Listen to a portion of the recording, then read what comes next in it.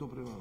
Bien, señores, estamos de vuelta con Matinal Domingo del Pilar y quien les habla, Percio Maldonado, para conversar con el licenciado Félix Jiménez, presidente del Consejo de Administración de Refidonza, miembro del Partido de la Liberación Dominicana. Bienvenido. Buenos días, bienvenido. Buenos días. Hace mucho no lo teníamos por aquí. Usted tiene un nuevo rol ahora. Sí. Qué bueno que son nuevos roles, un nuevo look. Nuevo look. Un rol muy técnico ahora, ¿verdad? Sí, pero Aprendiendo después de viejo, es Aprendiendo, una cosa que rejuvenece. Pues cuéntenos. ¿cómo va ese proceso en Refidonza, sobre todo en un momento de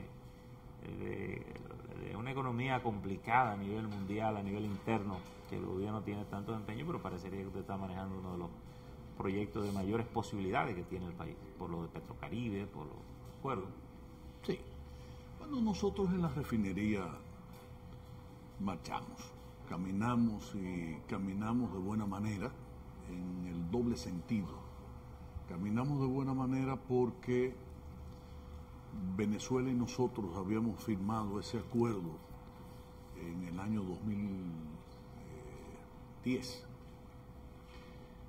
luego de casi 2 años en que el Estado lo había comprado a Shell, pero esa asociación que se dio entre PDVSA y el gobierno dominicano,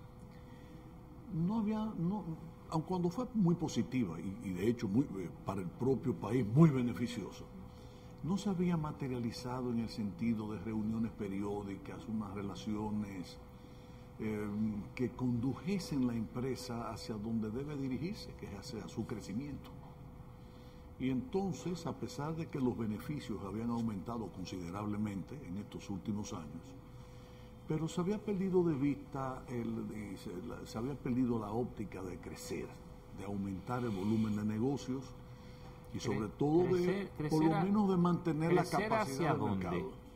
Porque en principio se habló de la posibilidad de ampliar la capacidad de refinación, e incluso se habló hasta de establecer una nueva refinería. ¿Tiene eso sentido o esos negocios se están ampliando, digamos, en otras actividades dentro de la energía? Se están estudiando varias posibilidades. Hay una que es, digamos, la que más se aproxima a la necesidad real, es aumentar un poco la capacidad de almacenamiento que tiene la refinería. Ahora son unos 2.060.000 barriles. Y eso hay que aumentarlo y llevarlo lo más cerca posible de los 2,5 millones de barriles. Estoy refiriéndome, por supuesto, a fuel oil, gasoil y gasolina. Pero ya no me estoy refiriendo al gas licuado. Y ese es un producto que viene listo. No, la refinería procesa en términos relativos, porque mezcla crudo con productos terminados de gran calidad, de altas especificaciones, en una serie de indicadores que el mercado exige para producir una excelente gasolina, un excelente gasoil, etcétera, y eso le da un valor agregado importante. No es una refinería propiamente dicho, porque una refinería costaría del orden de los 5 a 6 mil millones de dólares. Es una mezcladora más bien. Exactamente. Es como decía Juan Bosch, un alambique. No de alcohol, sino de hidrocarburos. Hidrocarburos. Exacto. Pero digo, es la primera evaluación que se está haciendo. Y más que aumentar la capacidad de refinación, es adecuar la refinería para mejorar los procesos productivos, hacerlos más eficientes y probablemente aumentar un poco, no significativamente, eso que tú estás señalando. ¿Se está refinando alrededor de un 23-24%? No, la mezcla creo que anda por más del 40% de crudo. Sí, la mezcla, pero, sí. pero digamos la capacidad de refinación de la refinería. Pues lo que te digo, la capacidad de transformar ese crudo en producto terminado anda por esa combinación que te decía. La otra posibilidad de crecimiento es la generación.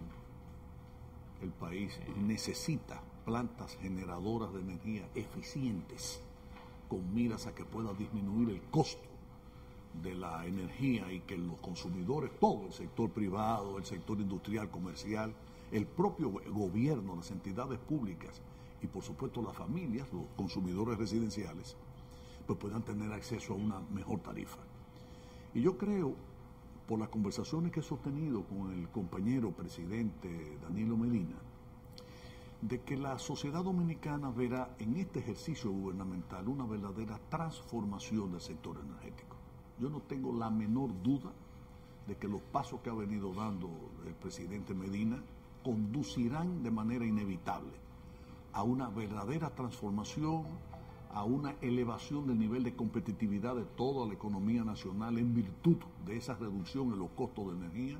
Tiene ideas muy claras y sobre todo decisión, porque el problema no es solamente tener la buena idea, sino tener la voluntad, el coraje y la decisión para poderla llevar a cabo. Bueno, ayer precisamente el presidente Danilo Medina estuvo reunido con representantes del sector eléctrico, quizás viendo la situación que se está dando en los últimos tiempos con el deterioro del servicio, los apagones y las protestas también que se han escenificado en diferentes sectores. Pero ¿hacia dónde estaría la mejoría? ¿Cuáles serían los planes y proyectos que el gobierno tendría que ejecutar para lograr una mejoría y que se sienta en este periodo que es tan corto, porque son apenas 4 años, no tiene derecho a reelección, entonces el periodo como que se ve un poquito más corto? Claro, ya apunté para mí el más importante, Domingo, que es el de incrementar la capacidad de generación, pero sobre la base de plantas eficientes, de ahorro del material energético que usan para producir las calorías, el calor, la energía que cada una de esas plantas generadoras produce. Eso es en primer término. Y desde ese punto de vista, lo mismo desde el sector privado, que ya se han aprobado varias plantas y el presidente Medina tiene mucho empeño en que se lleven a cabo, de que se puedan materializar esas inversiones, que desde el punto de vista público. Porque Refidonza es una empresa pública de capital mixto, estatal dominicano, estatal venezolano, ¿verdad? Porque PDVSA es una de las más grandes empresas productoras y exportadoras de petróleo y de sus derivados, pero es de capital estatal venezolano. Sí. Y desde ese punto de vista nosotros lo único que hemos hecho es acordar, iniciar de inmediato los estudios de prefactibilidad a los fines de que en la luz de muy poco tiempo podamos ya la próxima reunión que tenemos con PDVSA, con los ejecutivos de PDVSA, que comparten con nosotros la dirección de Refidonza, tomar las decisiones relativas al estudio de factibilidad, porque una cosa es la prefactibilidad y otra cosa es la factibilidad. Pero ¿y eso qué tiempo más o menos se tardaría? Yo pienso, no sé, yo no puedo adelantar el tiempo, pero asumo, como economista que soy, que estamos hablando como mucho de 5 meses. Pero 4 o 5 meses. Pero hay una serie de circunstancias que tal vez valdría la pena echarle una ojeada. Ponderar, digamos, la ampliación de los negocios de la refinería al ámbito de la generación de energía ya de planta eléctrica para introducirla al sistema energético nacional implicaría grandes inversiones también. ¿Cómo se proyectan?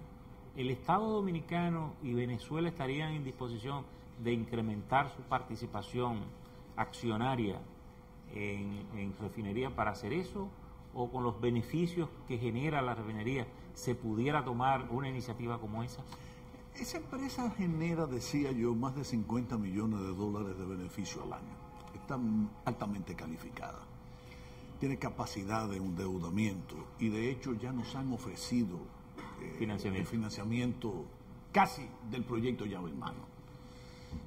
Así como en el propio mercado nacional ahora mismo hay una liquidez importantísima y quizás hasta sobre liquidez desde cierto punto de vista, así está en la economía del mundo. ¿Cuánto pagan, por ejemplo, en Japón por el ahorro? La economía de Japón tiene ya muchos años creciendo cero. Entonces, ¿cuánto pagan? ¿Cuál es la tasa de interés que le pagan a los ahorrantes japoneses? ¿Tiene usted idea los propios Estados Unidos? Pero ¿tiene usted idea de lo que implica? El gobierno ha estado ponderando 2 plantas de 600 megas, cada una, creo. O 600 en total. O 600 en total. Que lo mira un poco para ampliar la capacidad, pero también para ampliar su capacidad de negociación con los que tienen los contratos que no lo quieren soltar. ¿De qué inversión estaríamos hablando? Estamos hablando de una planta como la de AES, una planta cuya inversión probablemente llegaría a los 300 millones de dólares.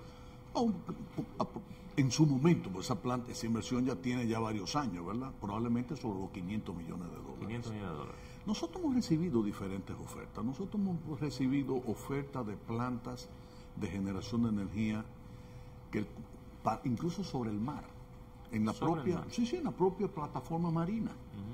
Eso incluiría los tanques de almacenamiento, incluiría las regasificadoras, incluiría la planta de generación y hasta tanques para poder aumentar la capacidad de almacenaje que tenemos de GLP. ¿Usted está pensando que sería gas?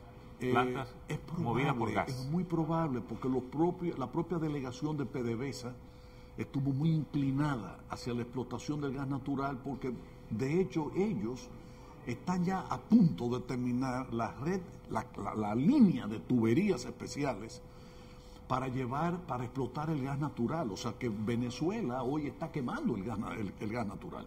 Y es bueno que la opinión pública se entere más o menos de qué es eso, ¿verdad? Esos gases que están entre rocas, están en diferentes sitios, como gases. Entonces, el proceso es licuarlos, o sea, convertir ese gas en líquido, porque para poderlo transportar, no lo pueden transportar como gas, tiene que transportarlo en buques como líquido, como si fuese agua, como si fuese crudo, como si fuese queroseno. Licenciado, disculpe la interrupción para dedicarle, mire, esas imágenes de esos pajaritos que están en este momento posando y que Momón tan gentilmente nos ha cedido ahí para dedicárselo a usted. Esos son los loros capitaleños. Sí. Hay una característica que siempre andan en pareja. Sí. Hay varios. Aunque ahí se ven tres. Sí, pero el otro debe estar escondido. El otro debe estar escondido. Bueno, a lo mejor está guapo con su compañero. Disculpe la interrupción, continúe. Bueno, lo que yo les iba a decir es que en los países que tienen gas, ese gas aparece, como ya lo dice la palabra, como gas. Sí. Ellos tienen que procesarlo para convertir ese gas en líquido. En su condición de líquido, lo exportan. Entonces los países que reciben ese gas, como se recibe aquí, tienen que regasificarlo, o sea, volver a convertir en gas ese para líquido en gas como combustible. Esa es la cosa. Y ahí vendría la generación. Esa plataforma marina, según la propuesta que nos han enviado y que naturalmente todo eso se ha mandado a estudio, anda por el orden de los 650 millones de dólares. Entonces, ¿qué se va a hacer en el estudio de prefactibilidad y luego en el de factibilidad? Bueno, el de prefactibilidad es sobre todo para ver si el negocio es negocio, qué tasa de retorno tendría, las posibilidades de financiamiento, de conseguir un abastecimiento adecuado de ese gas, etc. La posibilidad de establecerse en la plataforma marina en un país cuya peligrosidad, porque estamos en ruta de huracanes, en la ruta de huracanes durante 6 meses al año, ha sido también considerable. No, es que yo no he dicho que esa va a ser la decisión. He dicho, ha sido una posibilidad propuesta más que hemos de ponderar esa opción. Es que es anti-huracán. O sea, estaría garantizada, y además hay ya en otras zonas parecidas a la nuestra, pero sería anti-huracán. Es decir, estaría preparada para eso. Luego, eso es parte de lo que habrá que ver en el estudio de factibilidad. O en tierra, la refinería tiene ahí 150.000 metros cuadrados al lado de la planta nuestra de Jaina. Espacio más que suficiente para poder desarrollar eso. Y luego, ¿cómo sería? ¿Cuántos megas serían? Y todo eso va a depender del estudio. Pero es otra posibilidad real que tenemos de ampliación. Yo quisiera, Domingo, retomar un poco lo que tú señalabas ahorita de cómo empieza el presidente Medina a enfrentar de manera... En primer término, el presidente Medina no tiene más conocimiento que ningún otro presidente de la República. Decía, aquí los dominicanos sabemos, y sobre todo a nivel gubernamental, desde hace muchos años, qué es lo que hay que hacer. Uno se pregunta por qué no se hacía, es decir, qué estaba pasando con esto. Y para que entendamos un poco el asunto de la tarifa y por qué es tan caro, es que recuerden que cuando se negoció la capitalización de las plantas generadoras y del sistema eléctrico nacional, propiedad del Estado en 100% en aquella ocasión, hasta el año 98 me parece, 97, 98, principios del 99, se hicieron unos contratos de compra de energía que se vencían creo que en el año 2002 o 2004, una cosa así. En el gobierno de Hipólito Mejía, entonces se hizo el famoso Acuerdo de Madrid. Sí, una renegociación. Y que como todas las cosas en la vida, tuvo sus luces y tuvo sus sombras, tuvo sus aspectos positivos, pero también tuvo sus aspectos negativos. ¿Cuál fue el aspecto negativo más importante y que desgraciadamente sobrepasó con creces el aporte positivo que pudo haber realizado el Acuerdo de Madrid? Es que extendían hasta el año 16, hasta el 2016, creo que por 11 o 12 años adicionales, los precios a los cuales el Estado Dominicano se había comprometido a pagar, y los precios hasta de la parada de las plantas de generación de energía, porque evidentemente nadie en su sano juicio capitalista iba a invertir en instalar una planta eléctrica si no se le garantizaba comprarle esa energía. ¿Y a cómo se le compraba la energía? Entonces cada una de esas plantas genera a un costo diferente, porque esa energía puede variar el costo de generación de cada kilowatt hora en virtud del combustible que usa o del grado de eficiencia de las turbinas y de los motores que se empleen para producir esa energía, ¿verdad? Sí. Bien. Al extenderlo hasta el año 2016, el gobierno de Leonel Fernández y nuestro propio gobierno se veía con el real obstáculo de que el contrato es la ley entre las partes. Sí. Y usted no puede, de buenas a primeras, de porrazo, decir, darme una patada a eso y decir, yo ignoro ese contrato, si usted me vende a tanto, yo le compro, y si no me vende a tanto, no le compro. Eso no es así. Pero hay sectores que han estado propugnando en estos días por la renegociación de esos contratos. ¿Hay algún resquicio que permita? Sectores no, el presidente de la República tiene empeño y naturalmente deberá encontrar la forma de hacerlo. Yo no puedo adelantar lo que el presidente me ha dicho en esa materia. Yo sí sé. Pero sí está empeñado en que se haga la renegociación antes del 2016. No solamente empeñado, sino que tiene ideas concretas, específicas, que a mi modo de ver, yo no estuve en la reunión de anoche, pero probablemente una parte de esos planteamientos ya él lo habrá canalizado o comenzaría a canalizar sus ideas y las ideas nuestras con los generadores. Porque el aspecto esencial está, y pienso yo que desde el punto de vista nacional, esto es lo más importante. Usted no puede... El presidente Medina no tiene una varita mágica. Ningún presidente tiene la fórmula mágica de decir, se fue el hambre. Porque ningún presidente tampoco tendría interés, por malo que sea, de que la población sufra, de que pase hambre, de que la energía esté cara, etcétera. Él mismo dijo que no hay magia para solucionar así mismo es, y no la tiene. Y desde el punto de vista realmente práctico, si esos contratos terminan en el 16, ¿qué es lo que debe hacerse? Propender al desarrollo de una capacidad de generación de energía lo suficientemente importante como para que dentro de 3 años y medio puedan salir del mercado las plantas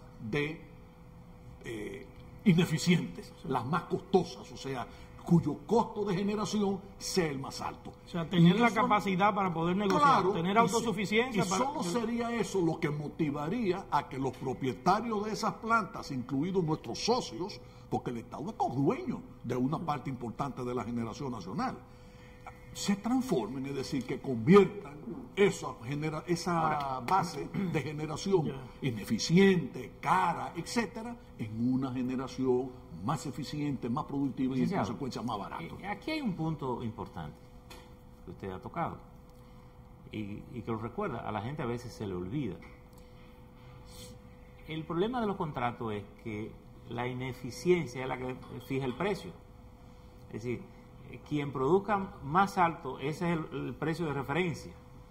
Y por tanto, los que son eficientes sacan mucho más beneficio porque se aprovechan de los deficientes.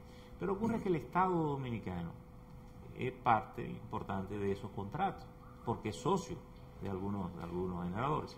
Y parecería que el Estado tendría no solo la fuerza de negociación que pudiera tener desde el Poder Ejecutivo como autoridad del gobierno, sino porque dice, pero yo soy socio también parte de esos contratos. No puede el Estado Dominicano, como accionista en esas generaciones, lograr que se modifiquen esos contratos como una primera señal de solución. Bueno, lo que pasa... ¿Por qué usted como que se ríe así? Como, me río, porque no es tan simple. No es tan simple. Ya quisiera cualquier presidente que la cosa fuera tan llana, tan como si fuese una carrera sin obstáculos, ¿no? Sí, esto es una carrera con muchos obstáculos. Está bien, pero lo que veo es que los socios del Estado son lo que están determinando. Vamos a ver si entendemos la cosa. Ajá. El país genera aproximadamente, y con mantenimiento, es decir, sostiene en términos de generación y venta de energía 2.300 megas. De esos 2.300 megas, hay probablemente un 15% que son generados por las hidroeléctricas. Las hidroeléctricas. Y las hidroeléctricas son enteramente del Estado. Ahí no hay socio. Hay un 42% adicional que es generado por empresas en las cuales el Estado Dominicano se asoció en Eje Jaina y en Itabo, que son, digamos, los dos bloques en los cuales la Corporación Dominicana de Electricidad y todas sus adicionales se asoció con el capital privado. Si el Estado tiene la mitad de ese 42%, el Estado tendría el 21%. Y ya tenemos teóricamente, ese 21 más un 15, un 36. Significa eso, que por lo menos un poquito más de la tercera parte de la energía que se produce y vende en el país tiene que ver directamente con el Estado Dominicano en términos de propiedad o copropiedad. Bueno, ¿cuál es la meta entonces? Si usted suma el 42 la meta, más el 15, la meta del el Estado está involucrado en el 57% de la producción. No, porque tú tienes que entender que Itabo y Eje Jaina no es el bien, Estado, eso es más, y ni siquiera está dirigido por nosotros. Él dice por el 21 en cada una de ellas. Pero el 42 más 15, 42% más el 15 está involucrado en el 57%. Lo que tú quieres decir es que si ese 42% fuese estatal, más el 15 fuera el 57%. Pero ese 42% es mitad del Estado, mitad privado y dirigido por el sector privado, no por el Estado Dominicano. Ahora, hay un contrato, hay contratos, y esos contratos, yo en la calle me encuentro, porque esto es un país chulísimo, porque aquí hay muchos genios. Aquí lo resolvemos todo. Todo, así es fácil, o sea, yo en cualquier café, tomándome una taza de café, encuentro una persona que dice, Felucho, pero mira, no es tan difícil resolver el problema energético. Lo que hay que hacer bastaría que en el contrato, mira, el mismo contrato establece, todo el mundo tiene dominio de los contratos, etcétera. Y uno, dice, caramba, qué bueno que la gente genere, pero al mismo tiempo no todo el mundo tiene el conocimiento a fondo de estas circunstancias. Yo lo que quiero sí es transmitirles a ustedes la idea en la que pueden confiar y en la que pueden creer.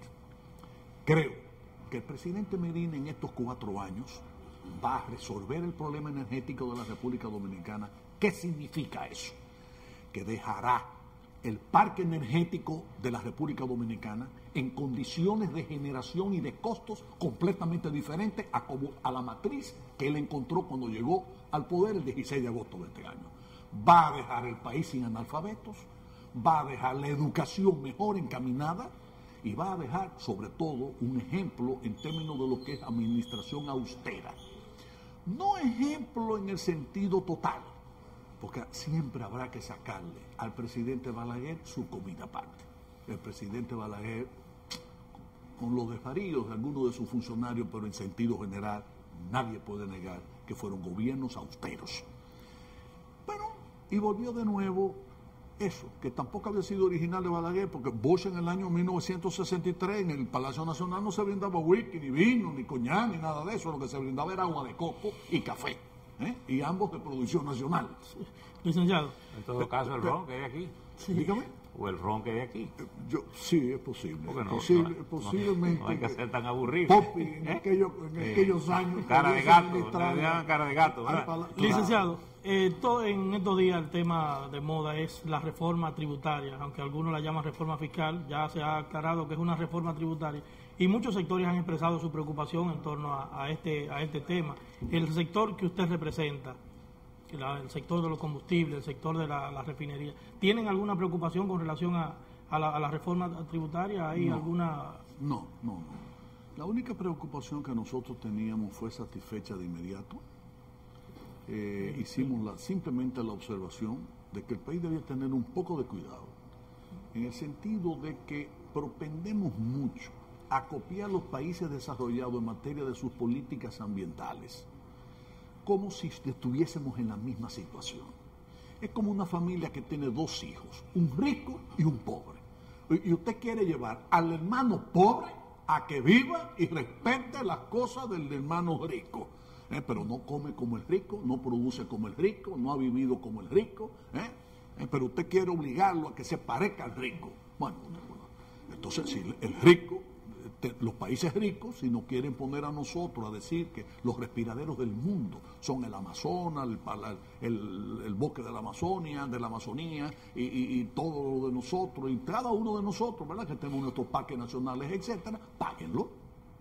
Nosotros somos los que estamos produciendo y permitiendo que la capa de ozono no se siga estrechando más, porque ustedes que han deflecado el mundo y los recursos naturales que se desarrollaron sobre la base de explotarlo a veces de manera misericordia, ahora quieren que nosotros tengamos esa misericordia. Páguenos, es decir, páguenos, eso tiene un costo de sacrificio real en términos del desarrollo de nuestros países, ¿verdad? Entonces eso tiene un costo que ¿quién tiene que pagarlo? O el rico, el que abusó de todos los recursos naturales, el que se llevó medio mundo, ¿verdad que sí? Y que ahora quiere que el otro medio mundo que vive pobre respete las normas que ellos respetan. Concretamente, en materia de los combustibles, claro que lo mejor sería que todo el mundo pudiese consumir gasolina premium y el gasoil premium, y fantástico, y menos emisión de carbono, y todo eso está muy bien.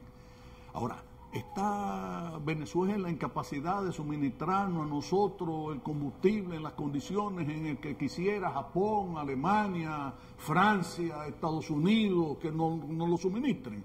No necesariamente. Ellos también tendrían que invertir una millonada transformando sus procesos productivos y su capacidad exportadora. ¿Está la República Dominicana preparada para eso? Pues tampoco. Es como si nosotros dijésemos que a partir de dentro de 2 años los carros ya no se pueden traer a menos que sean híbridos. Y que en 5 años los vehículos que no sean híbridos tienen que salir del mercado, porque los que no son híbridos dañan el medio ambiente. Ajá. Oye, yo que tengo mi cachapú, mi carrito viejo, entonces yo voy a salir de eso. Entonces dijimos, si el impuesto que se pretendía originalmente igualaba prácticamente el precio de la gasolina premium a la gasolina regular, entonces la refinería dominicana de petróleo incluso pudo haber corrido el peligro de que desapareciera en 8 o 10 años. No tenía sentido. Siempre no tenía sentido. Y naturalmente, cuando yo voy a Caracas, ellos que están con todo y que nosotros somos un granito de arena en el océano, con mucha arena que tiene Petróleos de Venezuela, PDVSA, porque la inversión de ellos aquí, ¿cuántos son? 139 millones de dólares. Bueno, ¿y cuál es el capital de PDVSA? Estamos hablando de más de 90.000 millones de dólares. En consecuencia, es como que yo le diga a ustedes, bueno, aquí en Santo Domingo, ¿cuántos tanques para almacenar hidrocarburos tenemos nosotros? 20 y pico, 2 millones. ¿Cuánto tiene solo la de Amuay, esa que cogió el otro día 2 o 3, 4 o 5 tanques de fuego? Estamos hablando de que esa es la refinería más grande del mundo. Y allá en Caracas me hicieron tomar conciencia. Jiménez, mire, es verdad que el mundo debe propender a todo esto, ¿verdad? Pero hay que hacerlo, hay que saber hacerlo, y eso va a tener un tiempo. Es decir, y es verdad, porque ¿cuántos años le tocó a Estados Unidos o a Alemania desarrollarse? Varios siglos. Entonces, y para alcanzar ese grado de conciencia, después de haber actuado con toda la inconsciencia del mundo, varios siglos. Bueno, pues no quiero empujarme usted ahora, que yo en 2 años, en 10 años tengo que formar la base. ¿Usted le expresó esa preocupación al presidente Danilo Medina? Claro, y nos atendieron inmediatamente, porque son cosas muy objetivas, ¿verdad? Desde ese punto de vista, evidentemente, que fuimos complacidos, pero más todavía, incluso los impuestos a los hidrocarburos, ustedes vieron que prácticamente se eliminaron, porque lo que se ha dejado es simplemente 2 pesos. No se estableció el porcentaje de crecimiento que originalmente... ¿Para qué son esos 2 pesos? Para supuestamente renovar el vehículo. La razón pública ha sido para darle mantenimiento a las vías, o sea, carreteras, calles, avenidas, etcétera. Pero se dice que eso para hacerlo los sindicalistas. Y para crear un parque de que yo... Bueno, sí, pero lo único que yo... mi única observación, cuando he podido y he tenido esa oportunidad de decir mis propias ideas, es que habría que hacerlo como nosotros lo hicimos allá en el barrio Liberación de Sosúa, de Montellano, que eliminamos un barrio que afectaba el desarrollo turístico de Sosúa, que era el Tablón, a la orilla del mar. Se desarrollaron más de 700 casas en términos de asentamiento precario. Eso es por los charamigos, por allá. Yo no sé si ustedes recuerdan un hotel que quebró, que se cerró. Sí, que estaba arriba. Incluso un proyecto del propio Banco BHD que iban a desarrollar con golf y villas, etcétera. Sí, lo que pasa es que de los charamicos hacia Montellano, efectivamente. Y todo eso quebró, todo eso se fue a pique porque se fue desarrollando ese barrio y nadie le había echado mano. Pero nosotros en el gobierno... ¿Los 2 pesos es para mejorar eso o para dárselo a los sindicalistas? Lo que te iba a decir es, cuando le hicimos... A los fines que no hagan protesta con la reforma. No, el aspecto. Déjame primero terminar lo otro para ver si puede llevarse a cabo de la misma manera, que ojalá así sea. Porque si no, andaríamos por un camino que no sería el mejor. ¿O usted le dan un poco de vergüenza? Cuando nosotros construimos los 700 y pico de apartamentos, ¿qué hicimos? Entregando en ese momento el presidente Fernández las llaves de los apartamentos a la familia beneficiada, un tractor, un bulldozer, llevándose todo el barrio. Y ese barrio se convirtió en un área verde que está llamada, supongo que se ejecutará pronto, a convertirse en un parque, incluso un parque que sirva de atractivo turístico para el propio municipio de Sosúa y para toda la provincia de Puerto Plata. Punto. Si esos vehículos, si ese fondo para vehículos que se les va a proporcionar a estos sindicatos efectivamente quieren dárseles un sentido correcto y adecuado, ¿qué es lo que hay que hacer? Mira, yo te voy a dar esta facilidad, ahora préstame estos anafes que tú tienes, que me están contaminando el medio ambiente, que no tienen luces, que el sistema de freno ya está obsoleto, que funcionan como un disparate que anda corriendo por ahí por la calle, ¿verdad que sí? Entonces eso mejoraría muchísimo, que podamos tener un mejor servicio de transporte, etcétera, pero tiene que ser así. O sea, ya aquí está esta facilidad, pásenme esos 5 carros, vamos a aplastarlo y llevarlo a Metalón para que lo procesen y lo conviertan en varilla. Pero esa facilidad la va a costear toda la población para, la gente le va a para un grupito que después le vive aumentando el pasaje y le vive... Bueno, yo no puedo dar detalles de esa negociación porque no estuve presente, no es materia mía, pero de todas maneras lo que quiero decirle es que pudiera utilizarse hasta para beneficiar el medio ambiente en el sentido que ya les dije. A propósito de la población, ha habido un enfrentamiento entre Proconsumidor y las asociaciones de distribuidores de gas, Propano, el GLP, en que Proconsumidor ha dicho que no da ni la calidad ni las cantidades que requieren esos tanques. Los distribuidores de gas han salido a defenderse y han dicho, bueno, nosotros vendemos lo que nos venden. Y la relación 70-30 que debe tener el GLP, dicen ellos que no se cumple porque los importadores, en este caso la refinería, y creo que hay otro importador más que trae el gas, no entrega 70-30, sino que entrega 90-10. Entre gas y butano. Entre metano y butano. Que son 2 gases diferentes que se combinan. ¿Qué es lo que hace la combinación para el GLP? Exactamente. ¿Cuál es la situación? Bueno, yo pienso que no es tan difícil, es relativamente fácil. En primer término, no todos los envasadores de gas, no todos los distribuidores de gas estafan. Y hay que tener puntería.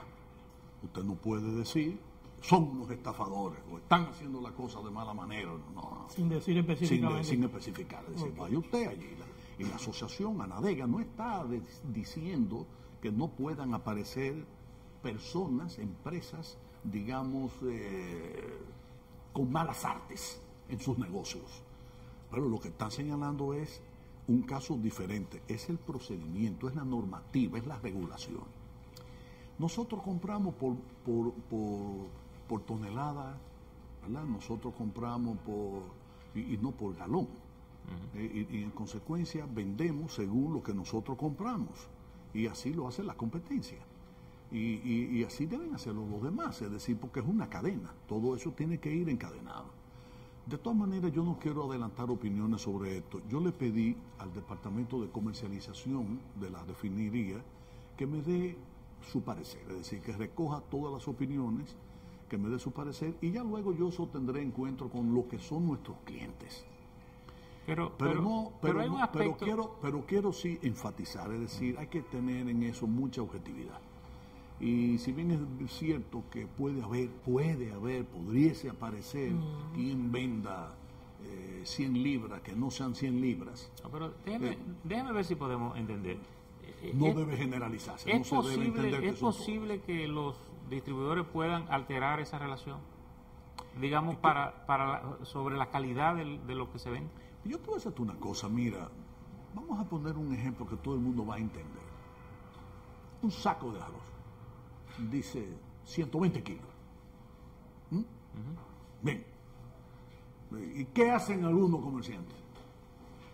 Que le venden al detallista y cogen ¿cómo es que le llaman a eso? Un estilete de eso. Sí, y sacan. Le dan un par de puñaladas al saco. Que saquen una libra. Pero en el caso del gas, 200 y pico libras le van a sacar pero en el caso del gas, técnicamente es posible. ¿Tú crees que el detallista que va y le compra a ese mayorista 50 sacos de arroz pesa saco por saco? Entonces no es verdad. ¿Verdad? Ahora, pero en el caso del gas, decir nosotros que todos los mayoristas de provisiones que todos los detallistas estafan, no se puede decir. Digamos que se puede sacar, se puede vender menos cantidad de la que se finalmente recibe el cliente, pero ¿puede el distribuidor alterar la calidad del gas? La composición. Imposible, creo que no es posible. Es decir, que ellos venden lo que realmente le venden. Pero es que es imposible. Vamos a entender el proceso. Claro. Nosotros recibimos un buque prácticamente semanal que nos suministra gas. Aquí el gas para toda la República Dominicana lo vende una empresa que se llama Geogas, que tiene un buque gigantesco, enorme, con mucho gas ahí por Asua, ¿verdad que sí? Y que nos vende a nosotros y le vende a la competencia de la refinería, ¿correcto? Eso viene esos gases metano y butano vienen en tanques separados. Entonces, esas esferas gigantescas que se ven, porque el gas no se tiene en los tanques que son esos redondos, altos que uno ve, no, son unas esferas, como unas bolas. Van recibiendo el metano y el butano que se mezclan, que en una proporción X, exacto, ¿verdad? Que se mezcla ahí y hay que pasar un proceso en el cual se va mezclando de forma tal que sale una sola cosa, GLP. Okay. Una sola cosa, GLP. Ya no metano ni butano, no es eso, no es ni 30, ni 80 y 20, eso es otra cosa. Eso es un gas que es el gas licuado de petróleo, que durante un proceso industrial se ha mezclado y se ha convertido en otra cosa. Okay. No puede hacerlo eso un distribuidor, no puede hacer eso un detallista. Sí puede alterarlo en el pesaje, pero no en la composición. Así es. Bien. No creo que licenciado, muchísimas gracias. A las muy horas. amable. Ya veo que usted está aprendiendo mucho. Sí. Aprendiendo algo. Se ha ligado con los técnicos y le ha dado la clave. Así concluye la intervención del licenciado Félix Jiménez, presidente del Consejo de Administración de Red 11, con quien hemos conversado, y alto dirigente del Partido de la Liberación Dominicana. Vamos a la pausa. Venimos con más y matinal.